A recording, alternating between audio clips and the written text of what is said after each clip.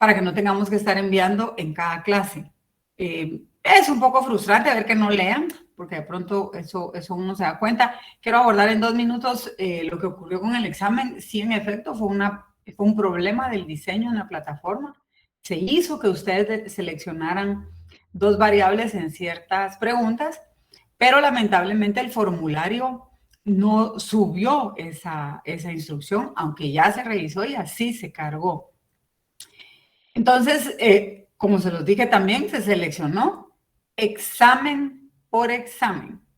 Y quien haya seleccionado una de las 2 respuestas tenía la nota. Ustedes lo vieron, ahí están sus evaluaciones.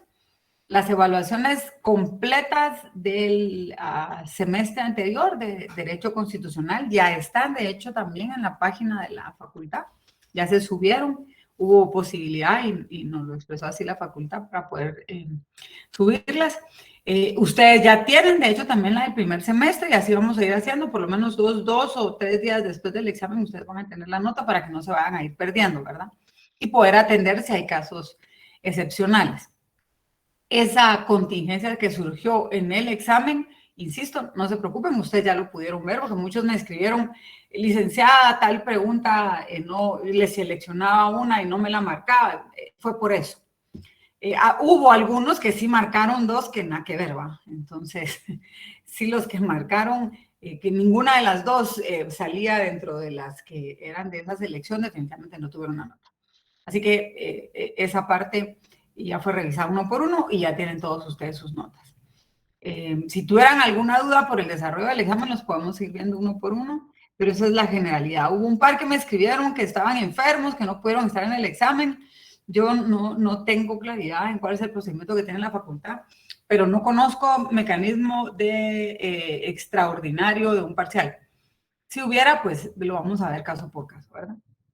Para poder llevarlo. Hasta ahorita creo que solo tengo 2 reportados de más de casi 200 y pico que están registrados en la clase, entonces yo creo que no es algo que nos vaya a generar una incidencia significativa. A partir de esta parte del curso, es muy importante que vayamos poniendo atención. También vamos a tener mucho detalle. Me puedes escribir, perdón, Edwin, en el portal, en el Classroom. Cada vez que tú me escribes en Classroom, a mí me genera un correo electrónico y ahí podemos ver las dudas. Retomo. Es muy particular de aquí en adelante porque lo que vamos a ir viendo es trámite. Yo estoy pensando y repensando los mecanismos de la evaluación de lo que viene a continuación, porque habrán algunos toques que son de doctrina, tal vez, que vamos a trabajar a nivel de el control de constitucionalidad de normas, que son el planteamiento de las inconstitucionalidades, tanto generales como en caso concreto, algunas otras sobre la exhibición personal, pero son muy pocas. Entonces acá ya el contenido que nosotros tenemos para el desarrollo del curso es básicamente sobre el proceso que se sigue al plantear un amparo.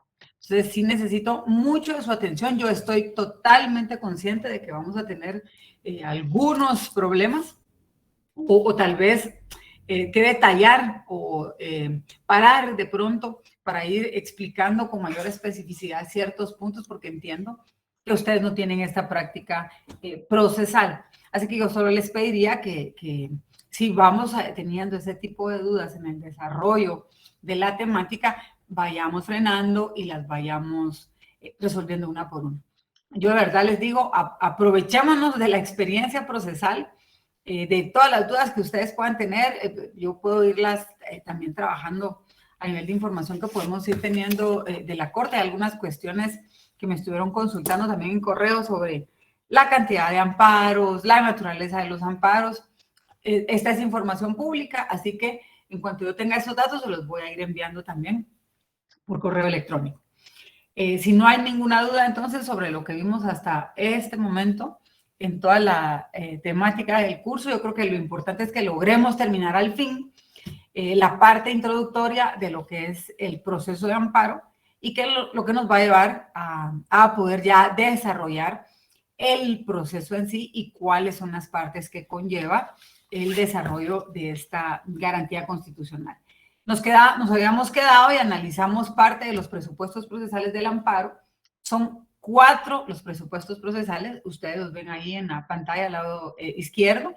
La temporalidad, la definitividad, la legitimación activa, que no es más que la legitimación de quien interpone el proceso de amparo, y la legitimación pasiva, que también no es más que el ente, la persona o la autoridad en contra de quien estamos interponiendo este proceso de amparo. Aquí también hacer algunas salvedades en cuanto a los presupuestos procesales. Hay dudas. A mí me resulta muy particular, no quiero utilizar otra calificación. Y siempre le digo a los alumnos, está bien que lo diga el común denominador de los ciudadanos, pero no quién está estudiando derecho y quién entiende de los procedimientos de derecho. Ustedes ven en tweets o ven en prensa que dicen el juzgado o la Corte de Constitucionalidad le dio trámite a la acción. Y pareciera como que ya están publicando incluso la sentencia. El darle trámite a un proceso de amparo no es más que verificar que estos 4 presupuestos que ustedes están viendo ahí, al menos, esos 4 presupuestos están cumplidos. ¿A qué me refiero? Yo verifico en la demanda y digo, vamos a ver, temporalidad. Es un acto que ocurrió dentro de estos 30 días, porque 30 más 1 ya es 31 y está fuera del plazo legal que establece la ley de amparo para poder plantear un proceso de amparo. ¿Sí? Ah, ok. Está dentro del plazo legal, check. ¿Es un acto definitivo? No existe un recurso que yo pueda plantear en la jurisdicción ordinaria para requerir un proceso de amparo. Perfecto. El sujeto que está planteando este amparo tiene la legitimación para plantearlo. Perfecto. La autoridad en contra de quien está planteando este proceso de amparo es en efecto quien debería de ser el sujeto ante el agravio que está señalando. Yo creo que hasta ese momento no se ha hecho un análisis del agravio. No hay un análisis de fondo del planteamiento. Eso es lo que significa darle trámite a un proceso de amparo. Solo verificar que estos presupuestos procesales están siendo cumplidos.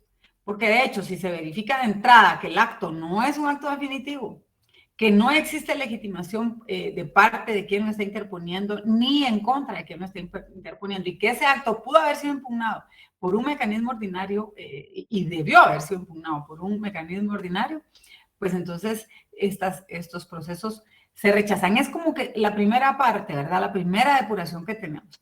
Se los digo porque ustedes como estudiantes de Derecho, la próxima vez que vean por ahí en medios de comunicación o alguien les diga, la Corte le dio trámite, el juzgado le dio trámite, tienen que estar muy claros y estar entendidos que eso no significa que lo ha declarado con lugar. Solo significa eso, que le dio trámite y que está empezando a conocer de las acciones que se están reclamando. Después de eso, y ustedes van a ir viendo ahora el proceso, y luego de requerir que se remita el informe circunstanciado de la autoridad que se está impugnando, pues ya el órgano que está conociendo de este proceso de amparo, ya sea en grado o en apelación en la Corte de Constitucionalidad, o en caso específico del procedimiento de amparo, no de su impugnación, si estamos viendo un amparo uniinstancial o un amparo biinstancial, ya será el órgano que luego del análisis de el cumplimiento de los presupuestos procesales defina si otorga o no otorga el amparo provisional, que vamos a ir viendo también cuál es la naturaleza del amparo provisional, en qué momento se decreta el amparo provisional o si es algo que puede hacerse en todo el trámite del amparo. Entonces, en base a lo que estuvimos viendo ya sobre los presupuestos procesales y lo que les he estado señalando en la noche de hoy, pues son básicamente requerimientos legales. Aquí tenemos ese latinazgo de los requerimientos sine qua non. ¿Quién me dice qué significa sine qua non?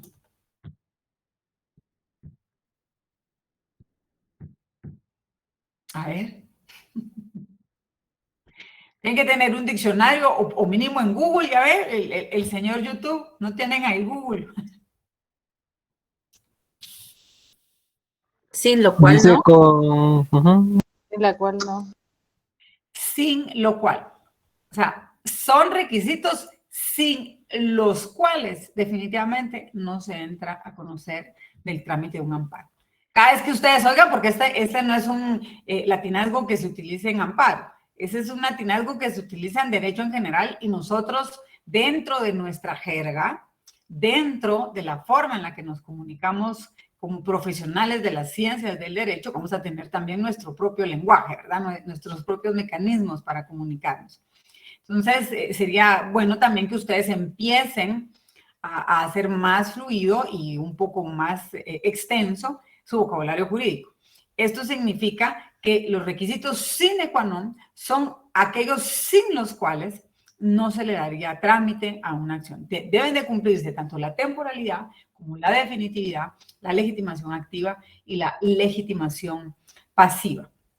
Ahí y ustedes van a ir viendo también en los textos de lectura qué es lo que la Corte ha resuelto en relación a estos temas. Es bien, tampoco quiero usar el apelativo de triste, pero sí es complejo ver cómo en procesos de amparo que requieren de auxilios de abogados, de profesionales del derecho, no se verifiquen estos presupuestos y que en muchos casos de pronto no puedan diligenciarse los procesos de amparo porque se les fue un día en el trámite, porque se les olvidó que en los procesos de amparo todos los días y todas las horas son hábiles. Aquí no cuenta mire, el fin de semana, hubo feriado, es el Día de la Patria, es el Día de la Virgen.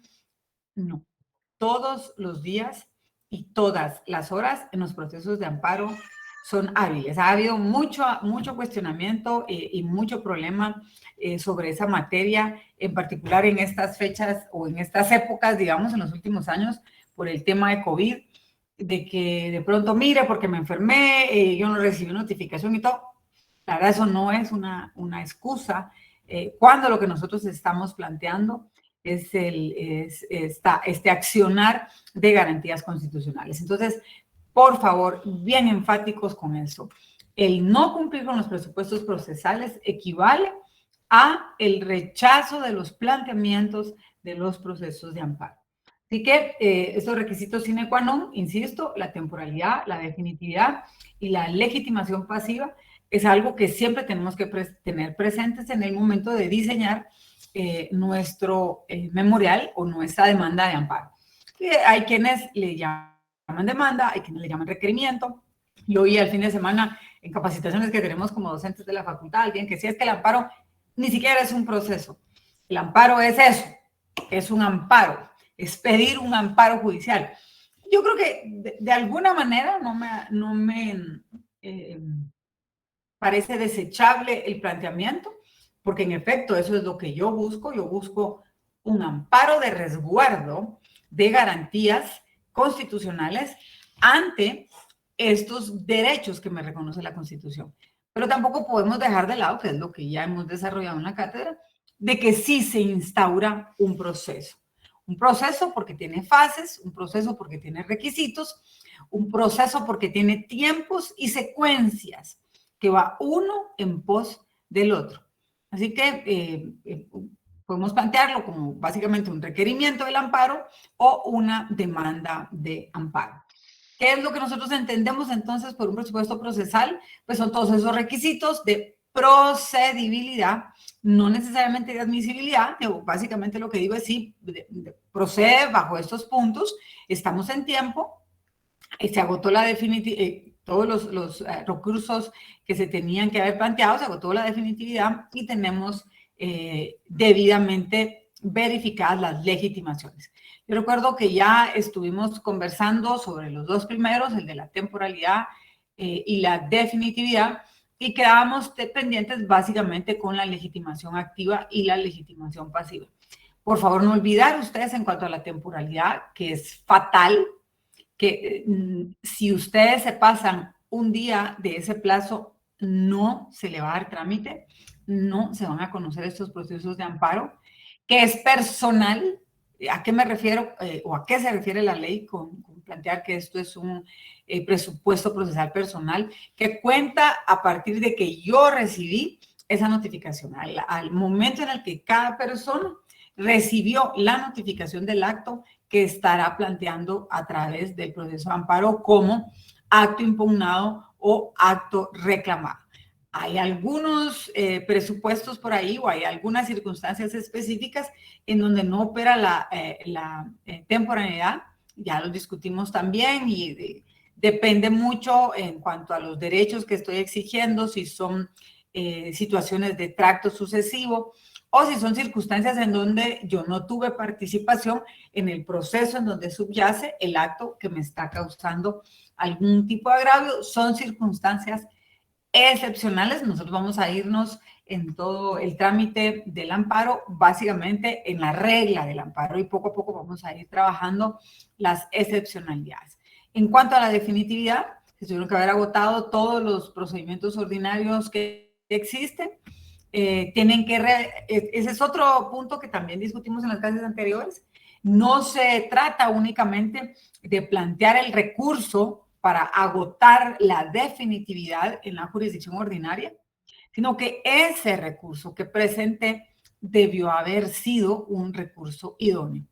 El planteamiento en la jurisdicción ordinaria de recursos procesales que no son idóneos no nos habilitan la jurisdicción de amparo.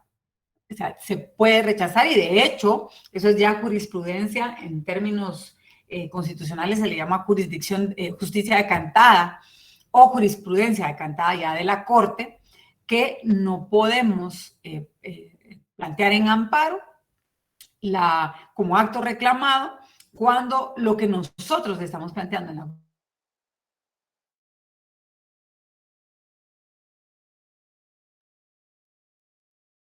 cuando el juez que ha decidido en grado lo hizo en el uso de sus facultades y diciéndonos, disculpe, pero este acto que usted está impugnando no era el mecanismo idóneo para hacerlo, ¿verdad?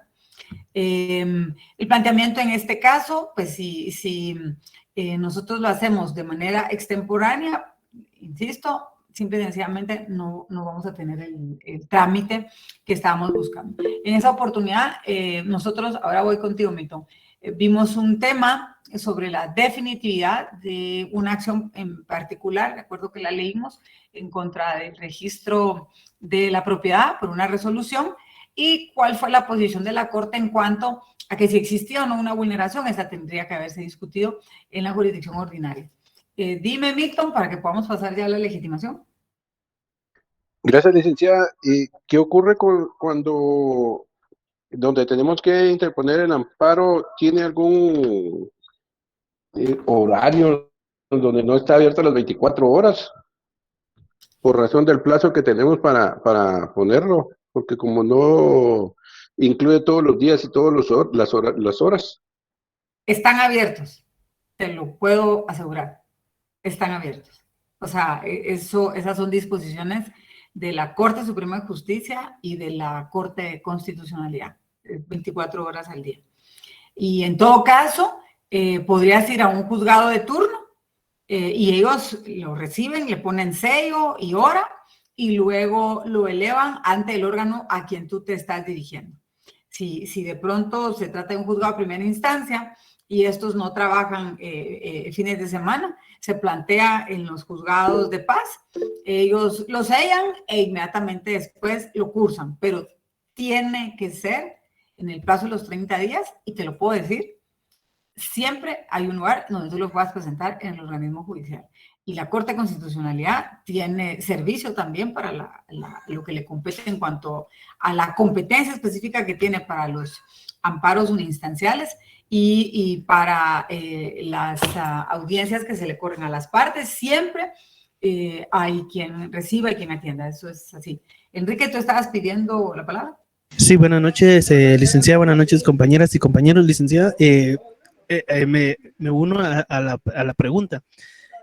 hay la Corte de Constitucionalidad, hay sedes en los departamentos, y mi pregunta es por el hecho de, digamos, si quiero presentar un amparo, pero yo vivo en una comunidad lejana, entonces ahí se presenta entonces a un juzgado. O sea, sí es válido ese procedimiento donde no hay presencia de la Corte de Constitucionalidad. Mira, la Corte es bien particular ahora porque hay un sistema de casilleros electrónicos. No he visto en realidad que se presenten apelaciones o amparos en juzgados fuera de acá, de la capital. La verdad es que la Corte, por la naturaleza de sus funciones, sí, su única sede es acá, no tiene sedes a nivel nacional, porque su jurisdicción es muy concentrada. Además es muy particular también porque solo conoce los amparos uninstanciales, ya lo habíamos conversado, en base al artículo 11 de la Ley de Amparo. Son los amparos contra la Corte Suprema de Justicia, el Congreso de la República y el presidente y vicepresidente de la República. Entonces sí son como muy particulares esas acciones. Yo insisto, siempre tenemos que irnos al artículo 11, 12, 13 y 14 de la Ley de Amparo para verificar cuáles son las competencias. En el caso de una duda de competencia, eso sí lo resuelve la Corte y establece quién sería el competente. Pero no he visto nunca algún tipo de queja porque no se reciba en un órgano, en un juzgado de paz, por ejemplo, que dicho sea paso, y lo hemos conversado también en las distintas clases, los juzgados de paz no tienen competencia en materia de amparo. Esto inicia a partir de los juzgados de primera instancia, pero lo reciben, lo sellan e inmediatamente lo envían al juzgado, que es a quien se dirige por ser el competente. Nosotros tenemos que estudiar bien eso. Yo necesito que ustedes me digan si están totalmente claros, si no tenemos ninguna duda sobre la competencia de los órganos jurisdiccionales para el conocimiento de los procesos de amparo. ¿Quién me dice si estamos totalmente claros con eso, si nadie tiene duda y de pronto yo me puedo arrancar con un par de preguntas para saber si en efecto, de nada me sirve empezar a explicarles el amparo como proceso si no tenemos claro ante quién y cómo lo vamos a presentar? ¿Estamos claros con la competencia en los procesos de amparo? Sí, creo que sí. Sí, sí. Okay. Es que eso es fundamental. Necesito que ustedes tengan claridad en dos términos que son fundamentales en los procesos. ¿Cuál es la jurisdicción y cuál es la competencia? Nosotros tenemos como jurisdicción esa facultad que tienen los órganos de administrar justicia. Y esa jurisdicción la vamos a ver nosotros clasificada o seleccionada en base a varios criterios.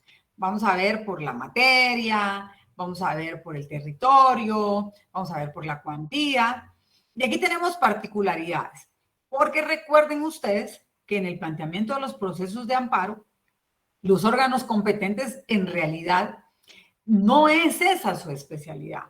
Ellos pasan a formar parte de un tribunal especial en ese momento. Se vuelven tribunales extraordinarios para conocer específicamente de ese amparo que nosotros le vamos a presentar, porque no es ese su diario vivir, digamos, no es esa la competencia normal que ellos tienen, sino que la van a asumir porque en efecto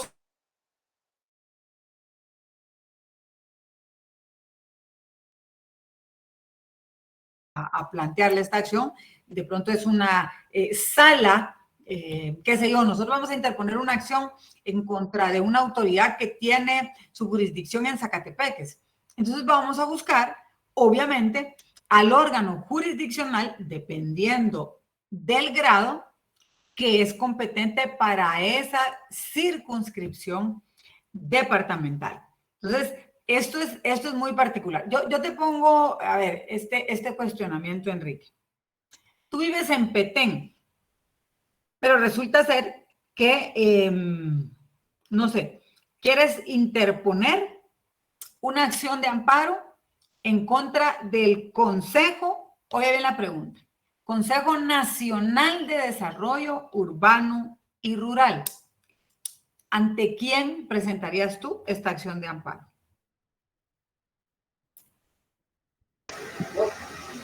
A ver. Luego, Enrique, Jueces de primera instancia. ¿cuál es tu fundamento legal? El artículo 14, en donde habla en donde se menciona que se puede presentar amparos en contra de alcaldes y corporaciones municipales. Ok, perdiste. Damaris, Buenas noches, licenciada. ¿sí? Sería ante la Corte Suprema de Justicia, según el artículo 12 de la Ley de Amparo y Exhibición, perdón, Ley de Amparo y Exhibición Personal y de Constitucionalidad, en su literal H. Ok. ¿Tienes tú una sede de la Corte Suprema de Justicia en Petén? No, licenciada. Ok, cuando discutimos el tema de la competencia y vimos incluso los dibujitos, vamos a retomarlos aquí rapidito para que eso es fundamental que ustedes lo tengan claro. Vamos a ir viendo por qué. Me parece que Milton había pedido también la palabra, o Edwin, no sé. Lida, según el artículo 13 de la Ley de Amparo y Exhibición Personal, sería la Corte de Apelaciones No, en yo dije la... Consejo Nacional. Tú en el sistema de consejos de desarrollo tienes el Consejo Nacional, tienes el Consejo Regional, tienes el Consejo Departamental, tienes el Consejo Municipal y el Comunitario. COCODE, COMUDE, CODEDE, CORREDE y CONADE.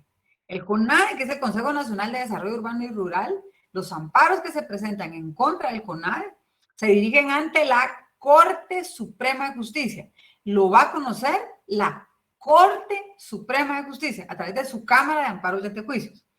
Cuando hablamos de las salas, entonces la competencia ya la vamos viendo por la región. Si tú me dices, sí, fíjese que en efecto, yo voy a presentar una acción contra el consejo, ya sea el regional, que esa sería la región norte, si tú estás en Petén, o contra el consejo departamental, entonces vas a plantear tu proceso de amparo ante la sala de la Corte de Apelaciones. El punto sería, ¿qué sala? ¿Te vas a la sala de Santa Rosa? ¿Te vas a la sala de Jutiapa? ¿O buscas la sala jurisdiccional? Pregunto, Milton. Tendría que ser en la sala jurisdiccional.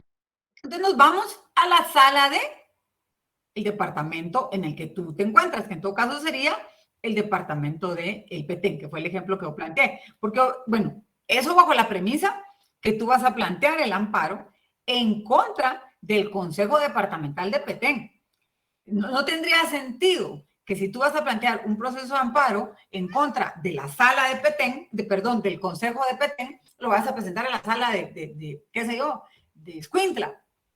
Porque esa es la competencia para conocer en la ubicación en la cual tú te encuentras. Miremos ahorita en la pantalla. Yo les decía a ustedes, vamos a ver la justicia ordinaria, que es el recuadro que ustedes ven al lado izquierdo de la presentación. Vamos a tener los tribunales menores porque ese es el orden en el cual están organizados los órganos jurisdiccionales en la Corte Suprema de Justicia. Vamos a tener los tribunales menores o juzgados de paz, que son los juzgados que conocen de asuntos de ínfima cuantía, que son casos de menor relevancia, son juzgados que conocen faltas en el tema penal, según el nuevo proceso penal o las reformas que ha tenido el proceso penal, conocen de algunos casos específicos en razón de la pena y de la posibilidad que hay de algunos arreglos procesales, de algunos arreglos en el trámite del proceso penal, pues estos casos los conocen los tribunales menores o juzgados de paz. Luego vamos a subir a los juzgados o tribunales de primera instancia. Aquí vamos a tener en materia civil, vamos a tener en materia familia, vamos a tener en materia penal, vamos a tener en materia de trabajo. Entonces vamos a ir advirtiendo cómo esos jueces, aunque ejercen jurisdicción, ¿qué es la jurisdicción? Es esa facultad de poder ejercer judicatura, de poder ejercer la ley. ¿No ves ahora la pantalla? Ok. Pues eso es lo que nosotros tenemos en primera instancia. Luego tenemos a las salas de la Corte de Apelaciones. ¿Qué es lo que van a conocer las salas de la Corte de Apelaciones? Las impugnaciones que se plantean en contra de los juzgados de grado o los juzgados de primera instancia. Esa es la naturaleza normal, digamos, de las salas de la Corte de Apelaciones. ¿Por qué les digo la naturaleza normal?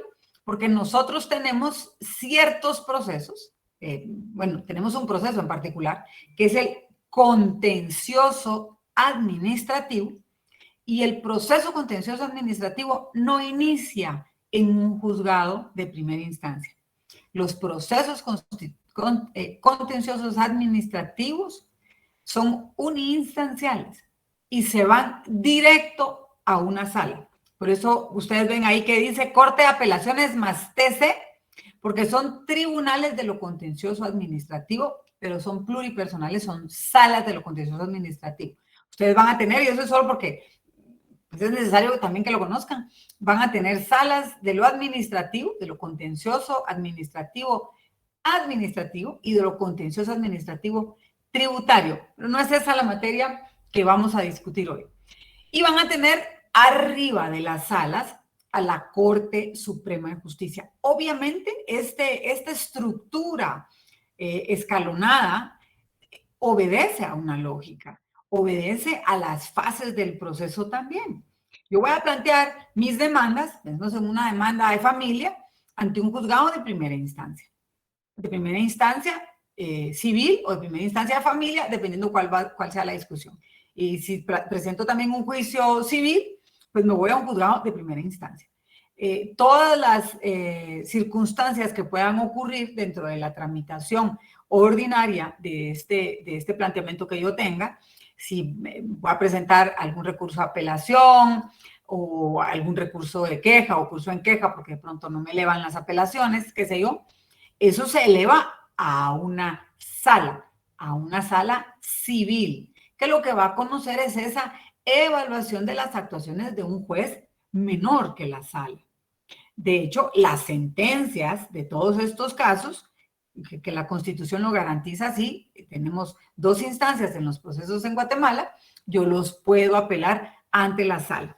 ¿Qué ocurre si lo que discute esa sala, si la resolución de esa sala, si la sentencia de esa sala, sea cual sea la materia, tampoco me parece ajustada a derecho?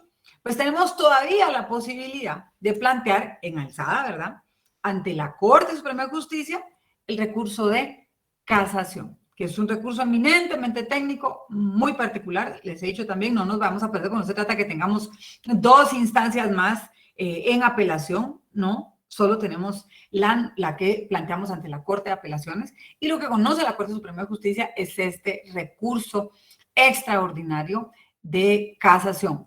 También conocen casaciones sobre lo que resuelven las salas de las Cortes de Apelaciones en materia tributaria, de estas tribunales de lo contencioso administrativo. Estas casaciones también las presentamos ante la Corte Suprema de Justicia. Si ustedes se dan cuenta, ¿qué es lo que dice este recuadro? Justicia ordinaria. Eso es lo normal que nosotros vamos a ver dentro de todos los procesos judiciales. Ahora, ¿qué ocurre si nosotros motivamos esta justicia constitucional de amparo? Vamos a tener ese esquema a la Corte de Constitucionalidad como un tribunal extraordinario en única instancia de estos 3 organismos de Estado, que son los que se encuentran contenidos en el artículo 11 de la Ley de Amparo, y vamos a tener a la Corte Suprema de Justicia, a la Sala de la Corte de Apelaciones y a los juzgados de primera instancia. Estos amparos que conoce la Corte, las salas y los juzgados de primera instancia son biinstanciales. Por favor, si tenemos alguna duda aquí, vayamos de una vez resolviendo. Los únicos amparos que son uninstanciales en la legislación constitucional guatemalteca son los contenidos en el artículo 11 de la Ley de Amparo. ¿Quién me dice por qué se llaman uninstanciales? Porque son de única instancia, solo se conocen una vez. Porque no admiten apelación. Corresponde a la Si yo presento un amparo en contra del presidente de la República, obviamente busco en la ley de amparo quién es el órgano competente. Voy a ver que el órgano competente es la Corte de Constitucionalidad.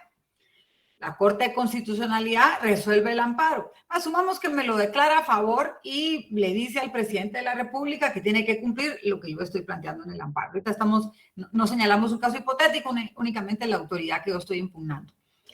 El presidente de la República no puede apelar esa sentencia porque no hay nadie sobre la Corte de Constitucionalidad para conocer en apelación de sus fallos. Es única instancia. Por eso es uninstancial. Eso le iba a preguntar, y si hay algo indebido en la Corte de Constitucionalidad, entonces queda impune esto. Yo creo que el término de quedar impune es demasiado radical. ¿Tienes mecanismos para hacer planteamientos en cuanto a dudas, ya sea que la sentencia tenga algún pasaje ambiguo o se ha quedado corto en el planteamiento que tú hiciste en la interposición de la acción, ya sea que sea en apelación o en instancial?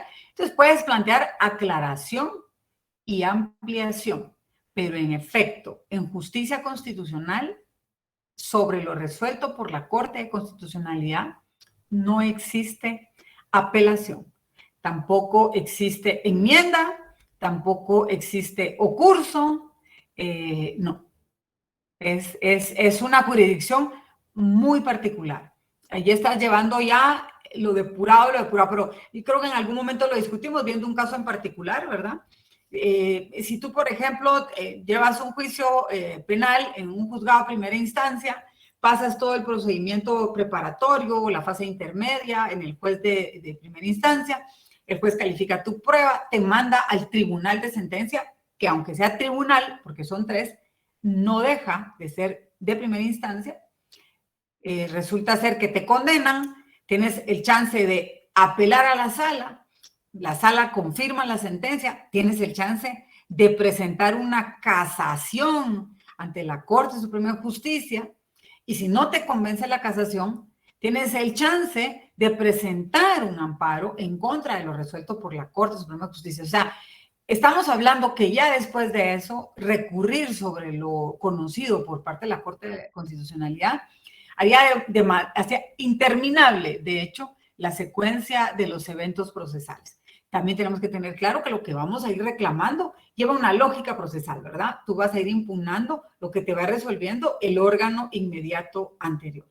Pero sí, para dar una respuesta, no utilizaría el término, Lidia, de que se queda impune, pero sí no admite apelación. Es la última vía en la cual tú podrías hacer un planteamiento. Dime, Eric.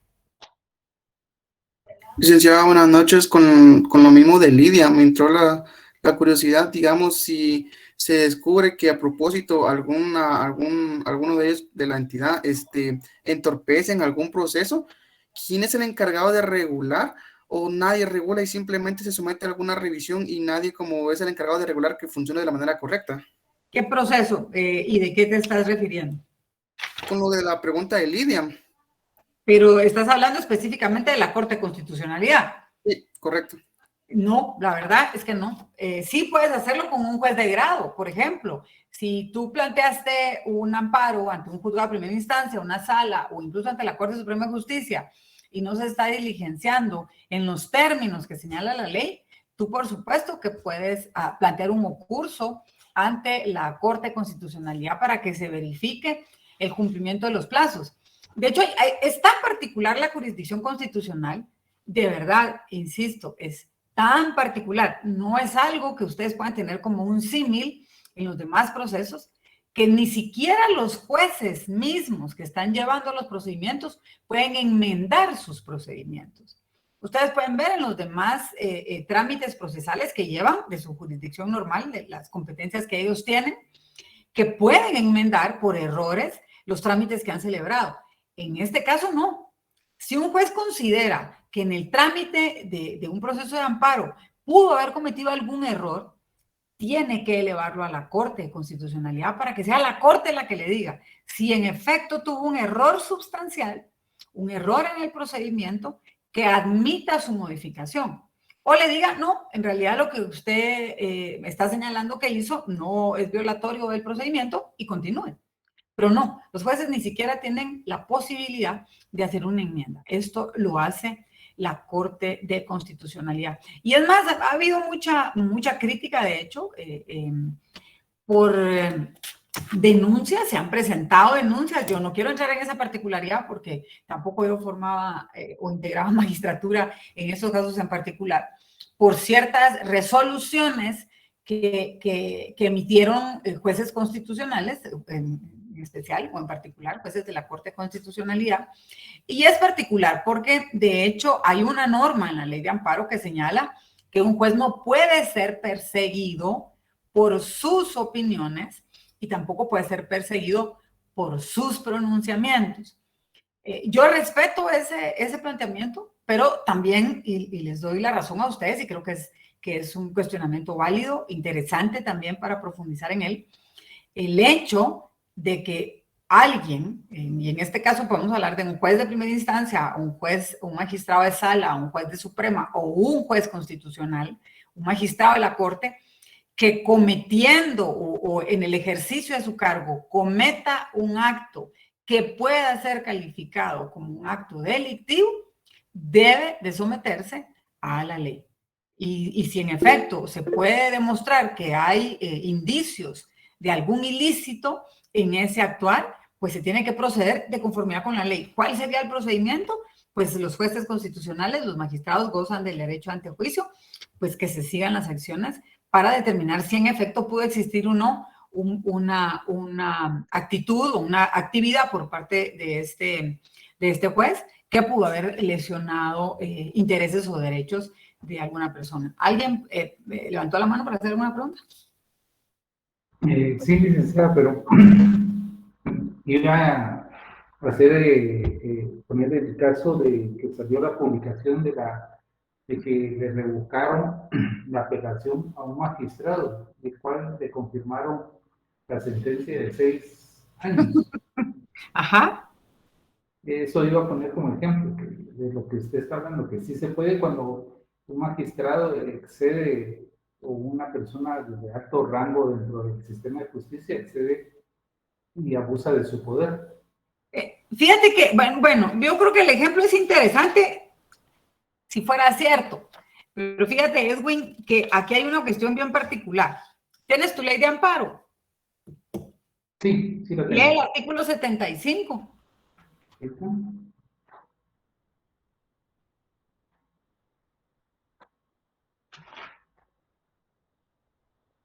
Artículo 75. Desistimiento. En caso de desistimiento, si éste se presenta en forma auténtica o se ratifica ante la autoridad competente, deberá aprobarse sin más trámite y se archivará el expediente. Si se solicita, el tribunal se pronunciará sobre las costas. Si se hubiera dado lugar a sanciones, el tribunal las aplicará. ¿Qué pasó en este caso? Esta persona fue condenada. Me parece que sí, se logró determinar. Yo no conozco las interioridades del caso. Ustedes van a ver por qué. Uno en justicia constitucional no conoce ese detalle de los procesos. Conoce las reclamaciones de ciertos actos de esos procesos. Pero, por lo que entiendo, a esta persona que en efecto ejercía jurisdicción como juez, se le endilgaron ciertas acciones que tenían elementos típicos de una acción, de un acontecer penal. Bueno, se le sigue un proceso y se le condena. Entiendo que presentó apelación y que la sala le confirmó la sentencia, ¿cierto? Entiendo que presentó casación y que la Corte Suprema de Justicia le confirma la sentencia, le deniega este recurso de casación. Entonces, interpone ante la Corte de Constitucionalidad amparo. Pero ¿qué fue lo que ocurrió? Y de verdad, se los digo porque tenemos que tener pulcritud en lo que estamos aprendiendo y en lo que vamos a hablar de lo que estamos aprendiendo. La Corte de Constitucionalidad, te corrijo, Edwin, no se pronunció, ni le confirmó la sentencia. La Corte de Constitucionalidad aprobó el desistimiento que él mismo presentó. Él desistió del amparo. Nunca entramos a conocer su amparo, el planteamiento que él hizo, porque antes de que se conociera, él dijo, ya no quiero, desisto del amparo. Y eso es algo bien particular, por eso te pedí que lo leyeras, porque en materia constitucional puedes desistir de las acciones en cualquier momento del trámite, incluso en apelación.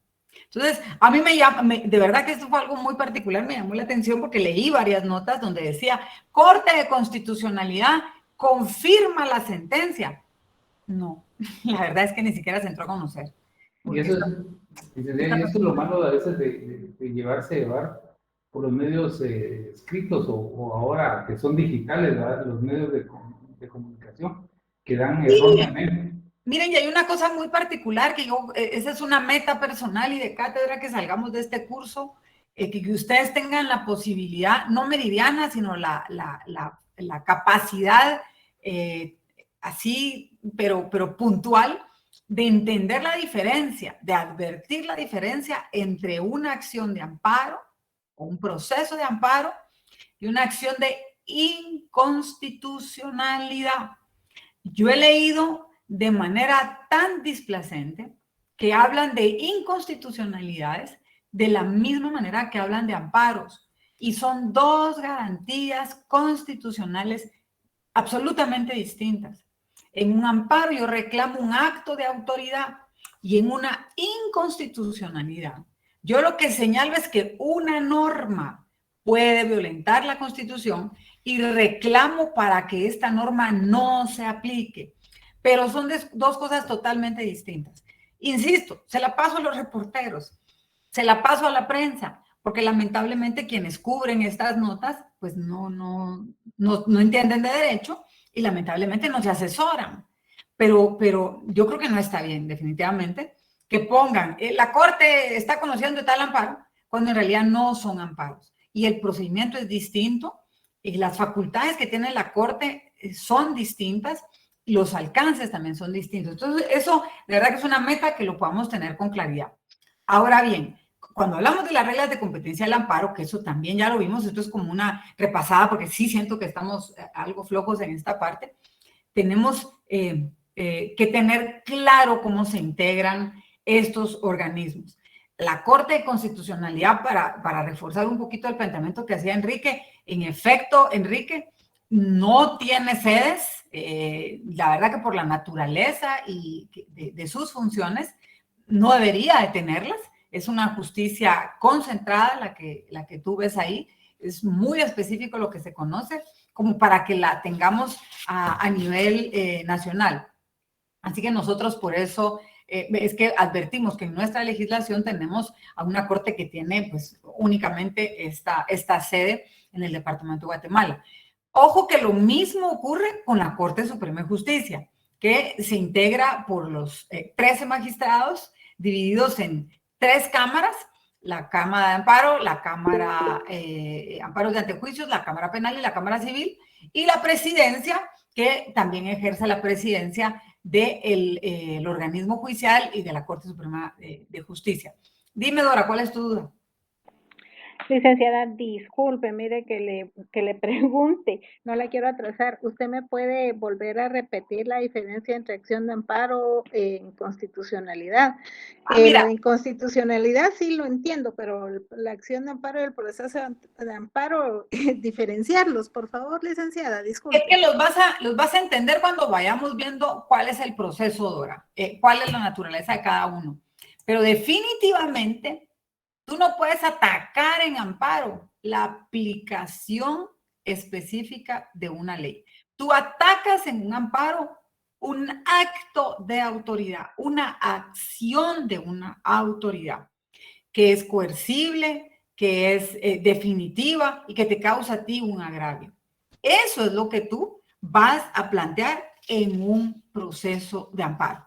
Ahora, si tú en un caso, sea cual sea, se te va a aplicar una norma y tú consideras que la aplicación de esa norma puede, en tu caso particular, violentar tus derechos, porque no debería de ser aplicable para ti, pues planteas una inconstitucionalidad en caso concreto. Vamos a tener dos vertientes de la inconstitucionalidad. La inconstitucionalidad en un caso concreto, que esa es inter partes, los efectos de la declaratoria de esta inconstitucionalidad solo se aplica para las partes en ese litigio, o la inconstitucionalidad general de una ley. Acuérdense de esos dos términos, la general y la inconstitucionalidad concreta, porque la concreta es para un caso específico y la general los efectos que tiene, es que si se declara que ese precepto normativo que nosotros estamos impugnando en efecto es inconstitucional, sus efectos van a ser generales. Vamos a sacar del ordenamiento jurídico esa norma. Les voy a poner un ejemplo. Se emitió una ley, no recuerdo muy bien el número, pero se emitió una ley recientemente y de hecho fueron diputados al Congreso de la República que presentaron un amparo en contra de una ley, diciendo que esa ley podría tener algunos vicios y que por lo tanto requerían de un amparo en contra, de hecho, del mismo Congreso. Ese fue un amparo que se conoció en la Corte. Se vio que en efecto había agotado la temporalidad, que no admitía la definitividad, porque contra la emisión de un decreto, pues no hay un recurso, que había legitimación pasiva de quienes lo estaban interponiendo, sí, pasiva, y que había activa y que había legitimación pasiva porque era en contra del Congreso. No, la de manifestaciones no, porque esa se archivó. No, yo les estoy hablando de una ley que tuvo todo el proceso legislativo, pasó al Ejecutivo, se sancionó y se publicó. Pero plantean un amparo contra esta que ya es una ley, ¿verdad? Porque ya fue publicada. No, una ley que ya es norma no se puede atacar en amparo.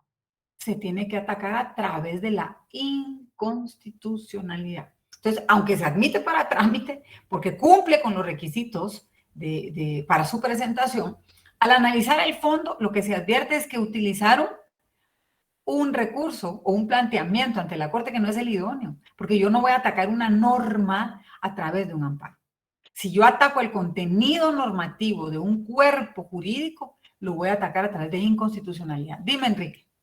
Licenciada, quizás el amparo es el que va dirigido hacia la persona, ¿no? Y la inconstitucionalidad hacia la norma, ya sea a una ley en general o artículos específicos. Fíjate que, como lo dijiste, no está mal. Yo no utilizaría el término persona. Va contra la autoridad, contra el acto de esa autoridad. Porque vamos a ver, tú no vas a atacar al individuo, vas a atacar a la autoridad, que fue la que emitió un acto o una resolución que te causa un agravio. Tú no te vas a pelear con el alcalde porque es el alcalde. Ya eso será un tema personal. Tú vas a plantear una acción en contra de un alcalde que eventualmente, en el ejercicio del desempeño de su cargo, cometió alguna acción que te causa a ti algún agravio que violenta tus garantías fundamentales que están reconocidas en la Constitución. Yo creo que tener en este momento una definición totalmente clara no va a ser posible. Lo vamos a hacer conforme ustedes vayan entendiendo cuál es la dinámica de la interposición de cada uno de ellos. Esa es la meta. Yo insisto, lo que necesito que ustedes tengan claro son estas reglas de competencia y por qué, por ejemplo, ante la pregunta que nos hacía Enrique sobre y cómo le hago por los horarios y todo. Vean, yo en mi práctica, en lo personal, cuando me tocaba porque eso sí, insisto, lo de los 30 días hay que ver hasta los minutitos en los que le notificaron a uno, ¿verdad? Para ir y evacuar. Era de siempre tener listo toda la papelería, todos los legajos. Ahora ya no es necesario, al menos en la Corte, llevar todas las copias, todo se digitaliza y a partir de que se presentan los procesos de amparo, todo se notifica a través de mecanismos electrónicos. Pero en aquella época a veces habían que llevar cajas, porque se tenían que presentar copias por cada una de las partes. Y yo tenía 16 terceros interesados, era una copia por cada interesado. Copia para la autoridad impugnada, copia para el Ministerio Público, la copia que le quedaba al tribunal. Era impresionante el volumen de fotocopias que de pronto se tenían que trabajar para interponer un proceso de amparo. Eso ahora ya lo tenemos subsanado con todos estos mecanismos electrónicos. Pero siempre si había algún problema por temas de horarios en los fines de semana o cuestiones después del horario regular en las salas o en los juzgados de primera instancia, pues era ante los juzgados de paz, que son los que siempre están abiertos y reciben esos documentos con el sello que le ponen en los juzgados. Eso, insisto, después se eleva. Sí es bien importante, por favor, repasen las competencias que están contenidas en los artículos 11, 12, 13 y 14 de la Ley de Amparo, Exhibición Personal y de Constitucionalidad. Porque ahí vamos a entender ante quiénes podemos presentar estos procesos de amparo, insistiendo que los tribunales menores no reciben procesos de amparo. Es bien importante también, y por eso es que en las gráficas que les presenté en cuanto a la competencia en materia de amparo, cuando les ponía, ahorita vamos a ver esa, cuando les ponía la de la Corte de Suprema de Justicia y la de la Corte de Constitucionalidad, les ponía el mapa completo, porque tenemos una Corte Suprema de Justicia y esas 3 cámaras para todo el territorio nacional. Si nosotros vamos a interponer un amparo de conformidad con el artículo 12, si en efecto la Corte Suprema de Justicia tiene su sede aquí en la capital y es ahí en donde nosotros tendríamos que presentar estos procesos. Ahora bien, si lo que vamos a interponer es en los departamentos y se refiere a la competencia que está contenida en el artículo 13 y 14, salas de la Corte de Apelaciones y juzgados de primera instancia, pues ahí sí es bien importante que nosotros también tengamos claridad. Aquí, si ustedes van viendo este mapita, cómo están distribuidas las salas a nivel nacional. Lo conversamos la otra vez, las 27 salas que tiene el Departamento de Guatemala. Obviamente tendríamos que ir advirtiendo ahí también, si este amparo lo interponemos en el marco de un proceso civil, pues nos vamos a una sala civil, o de un proceso de familia, ante una sala de familia. Esto va a depender de la materia también en donde nosotros vamos a hacer este planteamiento.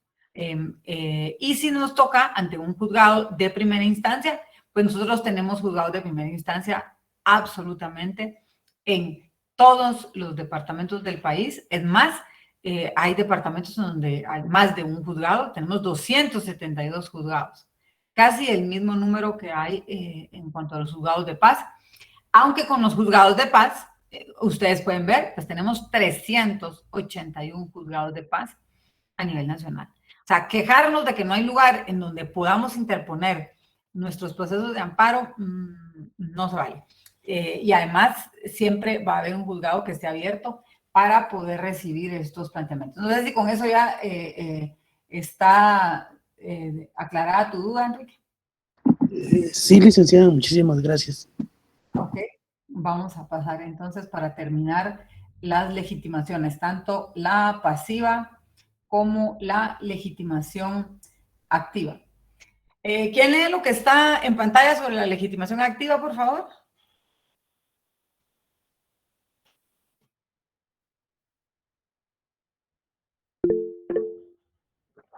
Por favor, Lilia. Buenas noches, licenciada. Buenas noches, compañeros. La legitimación activa es la aptitud legal, capacidad y procesal interés que posee una persona para promover una acción de amparo. Esta aptitud se encuentra condicionada por el interés legítimo que posee la persona que requiere dicha protección constitucional, debido a que el acto señalado como agraviante viola la esfera de sus derechos o provoca un menoscabo en su patrimonio. Dado el carácter personal del amparo, nadie puede presentar acción de esta naturaleza en nombre de otro, es decir, no existe acción popular salvo lo establecido en el artículo 25 de la ley de la materia, respecto del Procurador de los Derechos Humanos y del Ministerio Público. Ok, yo creo que con eso vamos a ir desarrollando la síntesis de lo que se refiere a la legitimación activa.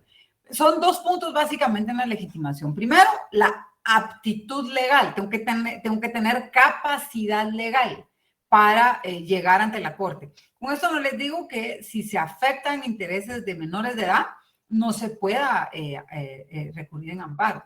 Por supuesto que se puede, pero obviamente a través de sus representantes legales.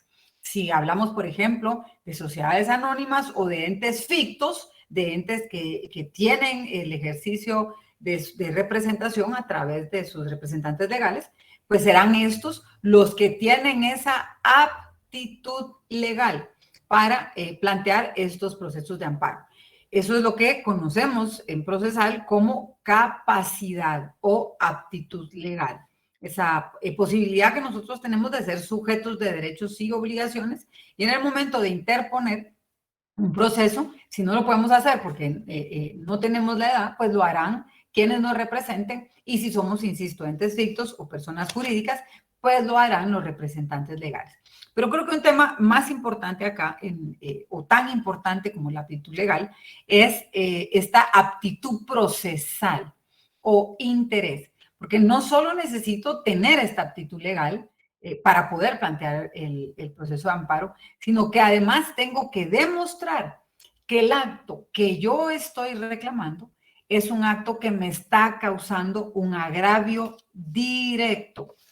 En la presentación se habla del artículo 25 que señala la legitimación activa del Ministerio Público y del Procurador de Derechos Humanos. Y pues no es más que esta facultad que se le da a estos docentes para interponer amparos para proteger los intereses que les han sido encomendados. La Corte, de hecho, para los que hagan anotaciones ahí en sus normas, pueden hacerlas, ha dispuesto algo muy particular en el tema del Ministerio Público. Y es de que el Ministerio Público, por disposición de la ley de amparo, y esto es un resabio que viene de antes de que el Ministerio Público se escindiera y formara parte integral, porque antes así lo era, de la Procuraduría General de la Nación. Ustedes tenían antes en la Procuraduría General 4 secciones: la sección de consultoría, la sección de menores, la sección de defensoría y la sección de Fiscalía General.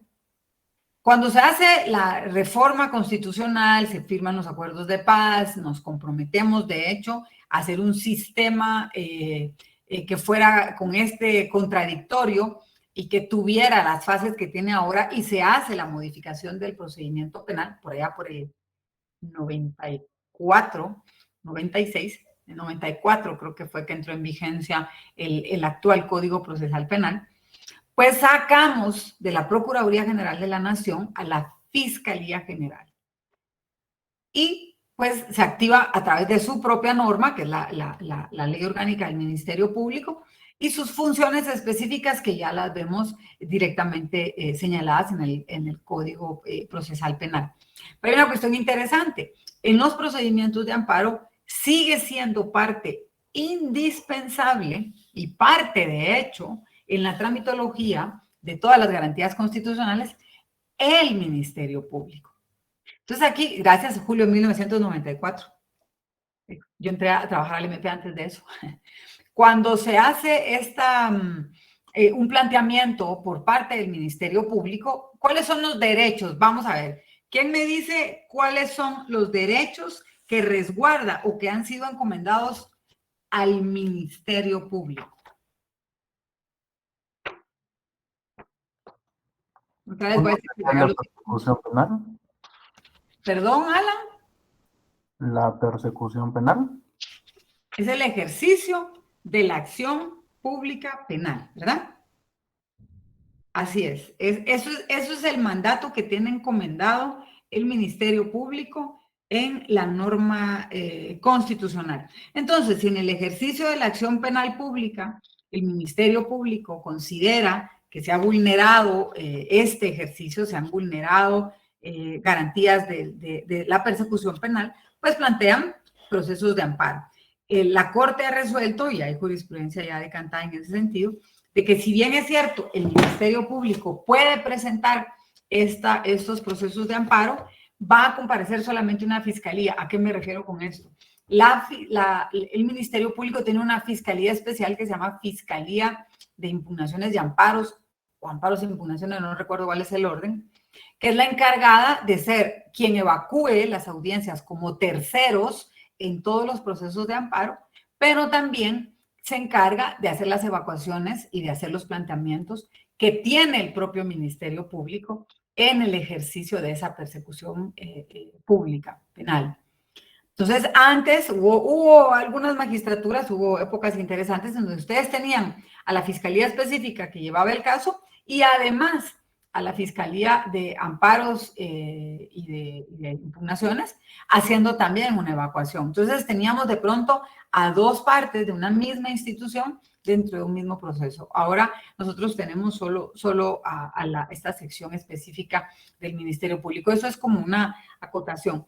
Y tenemos también casos muy interesantes, particulares, de poblaciones o de personas individuales que por carecer de recursos o de conocimientos específicos para el planteamiento de sus procesos de amparo, pues acuden al Procurador de Derechos Humanos. Eso es algo que ustedes van a ver muy recurrente en la Corte, por ejemplo, para temas de salud, personas que no han tenido una asistencia en el Sistema Nacional de Salud, buscan un tratamiento específico, un medicamento, ellos van a la Procuraduría de Derechos Humanos para que ésta les brinde la asesoría y les asista en el planteamiento de los amparos.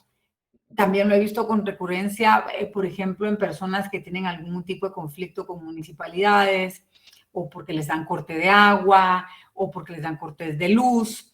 Esos son los casos particulares en donde nosotros vemos esta acción del ombudsman o del procurador de derechos humanos en esta forma de resguardar también las garantías fundamentales que tienen los ciudadanos. Ustedes lo van a ver también muy a menudo en los casos yo creo que ya lo habíamos conversado también, en los casos de manifestaciones, que lo presentan a efecto de que el Poder Ejecutivo, y en este caso en particular el Ministerio de Gobernación, les dé seguridad a los ciudadanos en el caso de las manifestaciones. Entonces, ¿qué es lo que podemos decir en síntesis de la legitimación activa? Se plantea en forma individual, porque le corresponde directamente a la persona que ha sido afectada en sus derechos. Si nos referimos a personas jurídicas, se ejerce a través de sus representantes legales. Ojo, que se debe de acreditar esta representación, no con fotocopias, ¿verdad?, sino con documentos debidamente fehacientes que acrediten que ejercen esta representación. También en el caso de ser los tutores o los que ejerzan la representación de personas menores o incapaces. Saben que hay otros casos también de planteamientos de amparo que son muy usuales, que son de los administradores de mortuales, cuando se están siguiendo los procesos sucesorios. Y es bien importante acreditar también que quienes están en la defensa de estos derechos sucesorios tienen esa calificación como administradores de mortuales. Su existencia de hecho o irregular no legitima el planteamiento. O sea, que yo diga, mire, nosotros nos unimos y como grupo de ciudadanos vamos a presentar esta acción. En todo caso, que son intereses difusos, pues lo ideal para su representación, porque no pueden acreditar esa organización ficta, es que lo hagan a través del Procurador de Derechos Humanos. El ejercicio de los derechos de un ente en formación sí lo legitima, sí y solo sí, la ley específica señala que puede existir este ente en formación. Y no la quiero complicar mucho, pero aquí estamos hablando, por ejemplo, en el caso de los sindicatos. Cuando nosotros vemos que hay un grupo de trabajadores que está iniciando, tiene ahí el germen de crear una organización sindical y hacen los avisos de que están realizando las asambleas como grupos de trabajadores para poder pasar ya todas las aprobaciones legales de su conformación, la ley laboral señala que en efecto ellos pueden acreditar con los documentos que les extiende el Ministerio de Trabajo de que forman parte de esta organización. El tener ese documento ya les da al comité ejecutivo de este grupo en formación la calidad para poder tener esta aptitud legal de presentar procesos de amparo. Y habíamos hablado de que el Procurador de Derechos Humanos tiene también esta legitimación. Y en cuanto a la legitimación pasiva, ¿qué me dice, qué piensa de la legitimación pasiva? ¿Qué creen que es la legitimación pasiva en los procesos de amparo?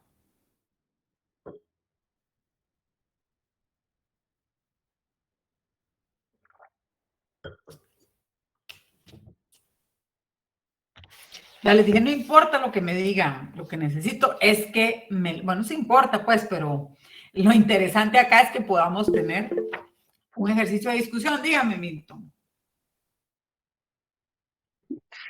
Lidia es contra quien se dirige la demanda. Contra quien se dirige la demanda de amparo. Así es el órgano reclamado o la autoridad reclamada que fue la que emitió el acto que nosotros estamos señalando como el acto que nos causa agravio. Milton, léete el artículo 9 de la Ley de Amparo.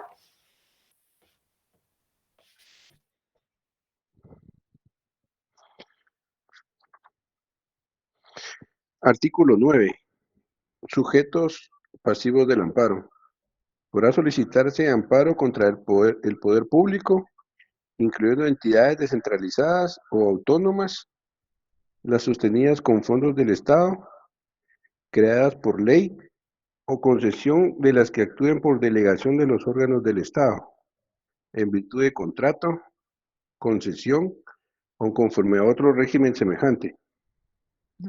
Asimismo, podrá solicitarse contra entidades a las que deben ingresarse por mandato legal y otras reconocidas por ley, tales como partidos políticos, asociaciones, sociedades, sindicatos, cooperativas y otras semejantes. Hago la acotación y por eso te pedí que lo leyeras porque alguien por ahí puso contra el poder público. Sí, digamos que la premisa general es contra el poder público. Pero vamos a ver, y si de pronto yo soy accionista de una sociedad anónima y publican en un medio de comunicación, como señala la ley, una convocatoria a asamblea general ordinaria, que según la ley, por lo menos se tiene que celebrar una al año. Y la norma requiere que quien dirija esta asamblea, que obviamente son las juntas directivas o los consejos, la norma que constituye a esta sociedad va a establecer cómo se van a realizar las asambleas. Por procedimiento, yo siempre tengo que acreditar que soy accionista. Y siempre tiene que haber un notario ahí que dé fe porque se tiene que levantar, de hecho, un acta de las asambleas. Ustedes lo van a ver ya oportunamente en derecho mercantil. Pero también señala la norma que quien haga constar la participación de los accionistas tiene que verificar que se acredita como accionista. Y resulta ser que yo tengo depositados los títulos, la ley dice que yo debería de depositarlos en una cajilla de seguridad de un banco, pero resulta ser que los tienen guardados en la sociedad. Imagínense que, planteémonos dos casos. Uno, no me quieren dar el título. O dos, no me quieren dar participación en la asamblea. Y es un acto inmediato y gravoso. Yo puedo discutir, porque la jurisdicción ordinaria sí me lo habilita, los resultados de las resoluciones que se asuman en asamblea. Supongamos que esa asamblea discute los porcentajes de los repartos de utilidades, o si las utilidades se van a capitalizar, o si se le va a cambiar de nombre. O sea, no sé, hay N cantidad de circunstancias de las que señala la ley que yo puedo discutir en una asamblea. ¿Puedo yo interponer un proceso de amparo en contra de quienes dirigen esa sociedad?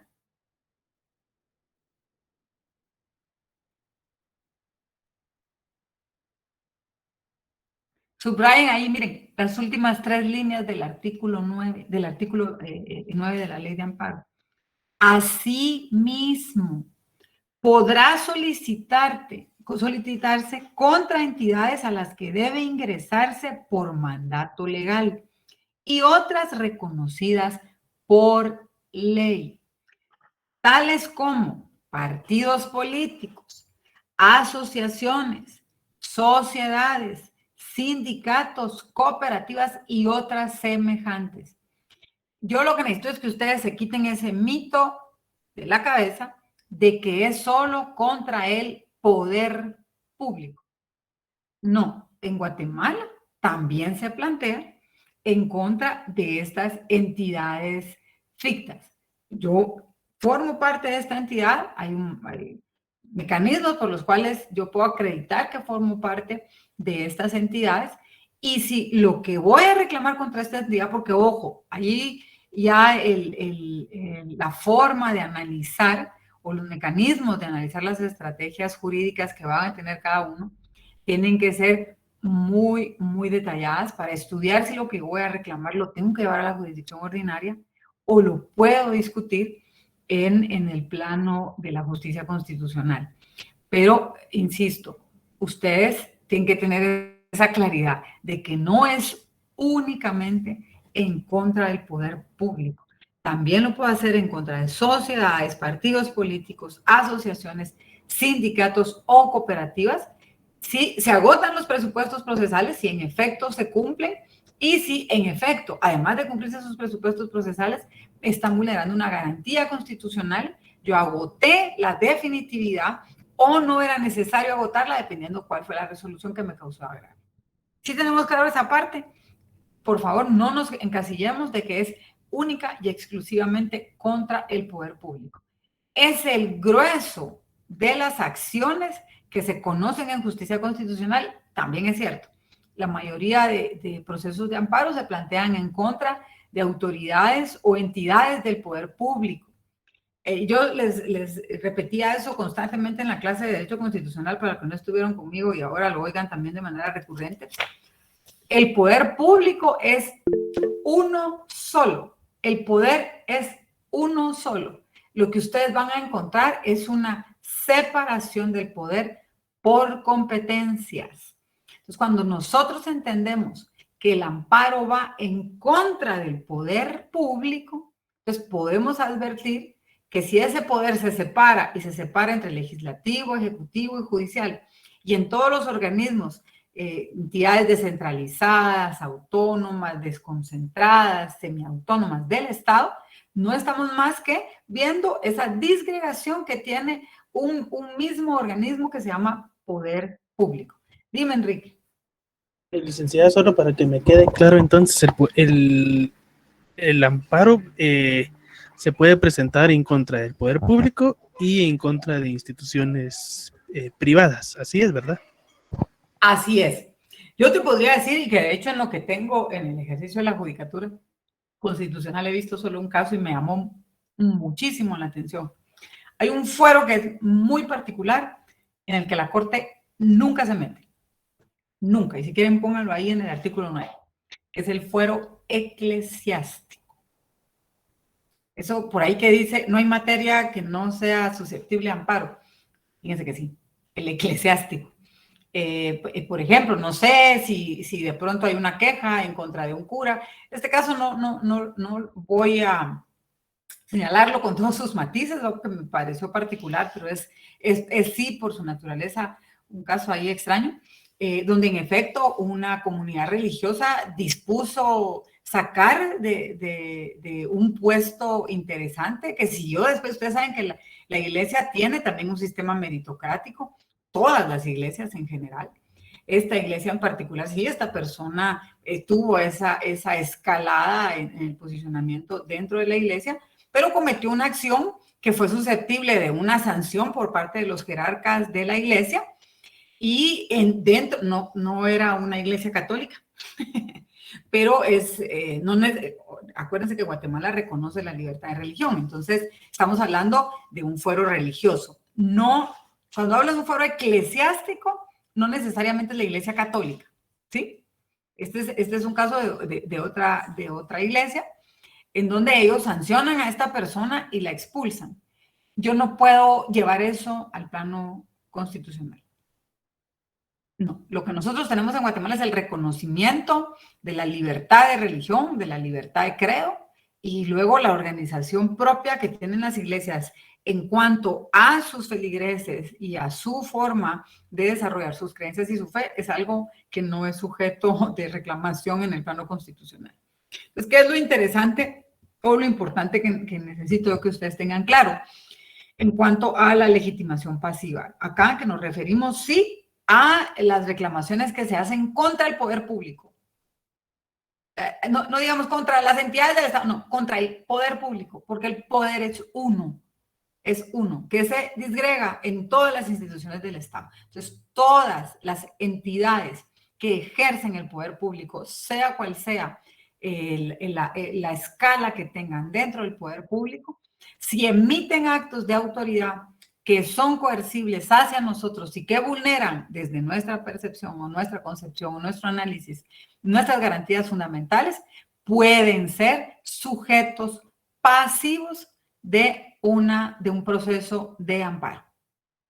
Y también, como lo señala el párrafo segundo del artículo 9, todas aquellas a las que yo ingreso por mandato legal y las reconocidas por la ley, tales como los partidos políticos, asociaciones, sociedades, sindicatos, cooperativas y otras semejantes. Yo he visto, por ejemplo, recursos de amparo interpuestos en contra de las organizaciones de las universidades privadas.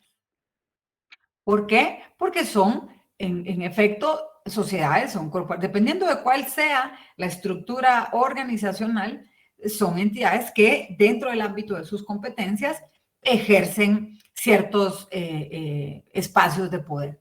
Tenemos un caso muy interesante ahí de una reclamación en cuanto a la identificación de género de un profesional en un título universitario y lo está reclamando a nivel de justicia constitucional también sobre cómo es que considera que debe decir en su título cuál es su género, porque considera que debe ser no con el género con el que nació, sino el género con el cual se identifica. Y es una discusión muy interesante, porque si bien es cierto, se está planteando en contra de esta universidad como un cuerpo que está emitiendo una certificación de una titulación, pues también se pasa trayendo cuestiones relativas a la identificación de las personas. Ya se armó debate ahí en el chat sobre lo que hacen en el derecho canónico. Miren, el que lo quiera estudiar, de verdad, terminen los 5 años de derecho y métanse otros 10 años para estudiar derecho canónico, porque el derecho canónico es bien, bien interesante. Bueno, para que vayamos terminando ya y con esto, yo creo ya le damos finalización a la parte conceptual del amparo. Pues básicamente lo que hemos estado discutiendo en cuanto a estos dos tipos de legitimaciones, ¿verdad? Las personas de carácter privado que nosotros vamos a reclamar en amparo van a tener que ejercer para nuestro planteamiento una situación de supraordinación y nosotros vamos a tener de cara a ellos esa relación que los hizo emitir un acto que eventualmente pudo haber vulnerado esta esfera de nuestros derechos. Ojo, por favor, sí vamos a excluir dentro de los órganos de decisión y de ejecución del Estado a los órganos que son eminentemente de consultoría, porque por disposición de la ley de lo contencioso administrativo, las opiniones no se utilizan como actos de decisión y no son vinculantes. Son básicamente para dar un panorama de la decisión que va a tomar la autoridad, que va a asumir el poder público, pero no son actos que sean definitivos. Son básicamente, insisto, para dar un planteamiento general del accionar del poder público. Así que eso es básicamente lo que tenemos en cuanto a la legitimación pasiva, la legitimación activa, la definitividad y la temporalidad. Cuando veamos ya en detalle cómo es el planteamiento general de un proceso de amparo, vamos a ir viendo los elementos específicos que tiene que tener este acto que nosotros estamos reclamando, que no es más que esto que ustedes están viendo ahorita en pantalla. Estos actos de autoridad que nosotros vamos a plantear en amparo tienen que tener básicamente 3 características. Ojo, vamos a ver los 2 tipos de legitimación, que yo sea el que estoy legitimado para plantear el proceso de amparo y que esta autoridad sea efectivamente la que emitió el acto. Pero ojo, tengo que detallar el acto y detallar cuál fue el agravio. O sea, esas son 2 circunstancias que van íntimamente relacionadas. La autoridad impugnada que es la legitimación pasiva, y el acto que estoy impugnando. Ese acto tiene que tener ciertas características. Tiene que ser un acto unilateral, tiene que ser un acto imperativo y tiene que ser un acto coercible. ¿Qué significa eso? Tiene que ser un acto que me está señalando a mí como ciudadano la obligación de hacer o de cumplir eso que esa autoridad está diciendo. ¿Por qué es tan importante ver esa vinculación? Yo siempre los veo así como que fuera un candadito entre la legitimación de este ente pasivo y el acto que estoy reclamando, porque un enorme porcentaje, aunque no me gustan esas indefiniciones de enorme, mucho, muchísimo, me gustan los números concretos, pero los puedo pasar, es una grande cantidad, una considerable, de acciones que no se les continúa el trámite porque no logran hacer esos planteamientos en las demandas de amparo. Y a eso se le llama, en términos de justicia constitucional, falta de conexidad. Nos dicen quién es el ente, pero cuando nos señalan cuál es el acto, no logra encajar la vinculación. Yo les pongo un ejemplo muy puntual que vi hace poco.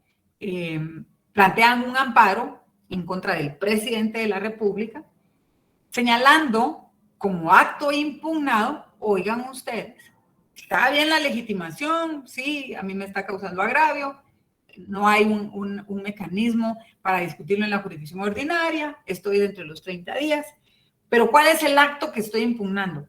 Fíjense que estoy haciendo un proyecto en una localidad ya por no me acuerdo qué departamento, y le estoy pidiendo a la Policía Nacional Civil que me dé seguridad. Y la Policía Nacional Civil me dice, mire, pero es que yo no soy, y es muy interesante el planteamiento de la policía, yo no soy policía privada. Yo no puedo estar ahí parado todo el tiempo viendo que mientras usted hace un proyecto de construcción, no le pasa nada. Mi obligación es dar seguridad ciudadana. Y si de pronto, pues no sé, en lo que usted está trabajando ocurre alguna circunstancia, pues usted nos puede llamar, pero si no, imagínense, cada ciudadano estaría llamando a la policía que quiere un policía en la puerta de su casa. Y lo interesante es que esta entidad, que era una entidad jurídica, una sociedad anónima, hace su reclamación contra el presidente. Muy interesante cómo pretendió que se le conociera, porque lo que señalaba es que la Policía Nacional Civil está a cargo del Viceministerio de Seguridad. El Viceministerio de Seguridad, a su vez, del Ministro de Gobernación. Y el Ministro de Gobernación, a su vez, está en la escala jerárquica bajo el presidente. Así que yo voy contra el presidente. No es así la cosa. Tenemos que tener claro, ¿no? Si usted quiere presentar un amparo en contra del director de la policía o del comisario de la jurisdicción policial en donde usted está, esa es otra cosa. Pero tenemos que entender la demarcación de la responsabilidad que tiene cada uno de los entes para entender si en efecto la actitud que tuvo ese ente del ejercicio del poder público o que ejercita el poder público, en efecto está vulnerándolos en la esfera de nuestras garantías fundamentales. Supongamos que sí tiene razón, y yo les diría, tiene razón, porque lo que busca es seguridad, pero la seguridad que presta el Ministerio de Gobernación no se da en esos términos. Es una seguridad ciudadana general. Entonces sí es muy importante que en estrategia como abogados, cuando nos sentamos a analizar los casos que nos llevan nuestros clientes y ya definimos que lo que vamos a interponer es un proceso de amparo, porque ya establecimos que en efecto sea una vulneración de una garantía fundamental que está expresa en la Constitución, tenemos que hacer ese análisis muy quirúrgico de cómo vamos a hacer el planteamiento, porque la legitimación pasiva, en mis estimados, lleva una vinculación indisoluble con el acto que vamos a reclamar. Y va a ser con este acto de reclamo y con el trámite... Licenciada, perdone, ¿Sí? este material, estas diapositivas nos las va a compartir, perdón. Esta ya la tienes. Es ya está. el último material que se les subió. Mañana Lo que van a tener es toda la clase completa, hasta la última que vamos a tener. Yo les subo todo el material, que es el trámite del amparo, el trámite de la exhibición personal, el trámite de las inconstitucionalidades, tanto general como en caso concreto. Y yo creo que hay un par de puntos más. Dígame, Edwin. Sí, Lida, disculpe, fíjese que esta parte que está desarrollando no está en la última presentación. Ah, bueno, entonces yo le subo esta, no se preocupen. Lo único es que se la subo mañana, porque sí. Tal vez por la hora ya no. Se las subo en PDF, pero se las doy mañana junto con todo el material. Gracias, licenciada. Gracias, licenciada. Entonces, les ruego, por favor, no para que contestemos cualquier cosa, sino para que tengamos una interacción más efectiva en la próxima clase, que como ustedes van a tener mañana todo el material del trámite del amparo, lo lean. Miren, de verdad, no les va a llevar mucho tiempo, por lo menos vean la generalidad, porque así empezamos la clase a abordarlos con las dudas que ustedes puedan tener del trámite. Para mí es fundamental que ustedes tengan ese planteamiento de cuestionamientos. Solo quiero que me digan si esta parte de la presentación la ven bien así. Porque yo tengo aquí... Se ve muy pequeña, licenciada. Pero esa sí la tenemos en la presentación. Es que hay diapositivas de las que presentó usted que no están. Esta sí está. Esta sí la tenemos. Ah, ok. Bueno, yo para que la pensaba poner un cuadro más pequeño, porque yo creo que ya no admite un cuadro más pequeño. Entonces la van a tener en la presentación para que ustedes la puedan imprimir. Yo se las mando siempre en formato de PDF. Entonces, los veo el viernes y por favor, insisto, déjenle la leidita al material que van a recibir. Excelente, licenciada. Gracias, muy amable. Gracias a ustedes. Buenas noches. Buenas noches. Feliz noche. Feliz noche.